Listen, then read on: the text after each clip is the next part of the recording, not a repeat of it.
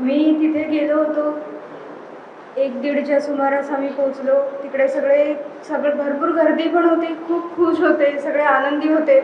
Photo वगैरे काढणं चालू होतं. मग नंतर थोडा वेळ आम्ही ऊन वगैरे थोडंसं होतं म्हणून आम्ही पाणी पिण्यासाठी आणि थोडं खाण्यासाठी म्हणून स्टॉलवर वगैरे गेलो. तर तिकडे आमचं खाऊन झालं. त्याच्यानंतर थोडासा आम्हाला शूटिंगचा आवाज आला, पण आम्हाला असं वाटलं की इथं पर्यटन स्थळ आहे त्यामुळे इथे काहीतरी गेम्स वगैरे असतील म्हणून लक्ष नाही दिलं.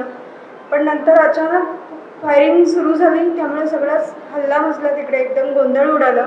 सगळेच घाबरली लोक. नंतर आम्ही झुकलो सगळे खाली, सगळेच खाली झुकले.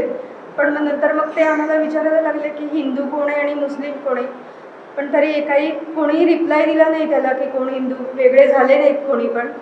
पण तरी आमच्यातले एक जण होते, ते पुढे म्हणजे बोलले की का असं करताय तुम्ही, आम्ही काय केलंय म्हणून. तर असं बोलायला गेले तर त्यांना शूट केलं. माझे मिस्टर बोलले की गोळ्या घालू नका, आम्ही काही नाही करत, आम्ही बसतो इथे. तर त्यांनाही शूट केलं. परत त्यांनी विचारलं की हिंदू कोण आहे म्हणून.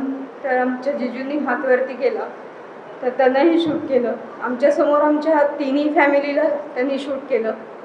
आणि आमच्या घरातले कर्ते पुरुषच होते ते. असं बऱ्याच जणांना त्यांनी तिथे मारलंय. आम्ही काहीच करू शकलो नाही त्यांना. आम्ही नंतर ती लोक गेल्यानंतर त्यांना हलवण्याचा, उठवण्याचा खूप प्रयत्न केला, पण आम्हाला काहीच करता नाही आलं. तिथली लोक बोलायला लागली की तुम्ही तुमचा जीव वाचवून निघून जा तिकडनं. आणि त्याच दरम्यान ती लोक पण अशी बोलत होती, म्हणजे ते आतंकवादी बोलत होते की आप लोगों ने यहाँ पे आतंक मचा के रखा है, असं करून त्यांचं फायरिंग चालू होतं. म्हणजे पर्यटक फक्त फिरायला येतात, त्यांनी काय आतंक केला आहे तिथे ते नाही समजलं अजून. त्यामुळे गव्हर्नमेंटने याच्यावर ॲक्शन घेऊन आम्हाला हा न्याय मिळवून द्यायला पाहिजे आणि त्या लोकांवर ॲक्शन घेतलीच पाहिजे असं वाटतंय मला तरी.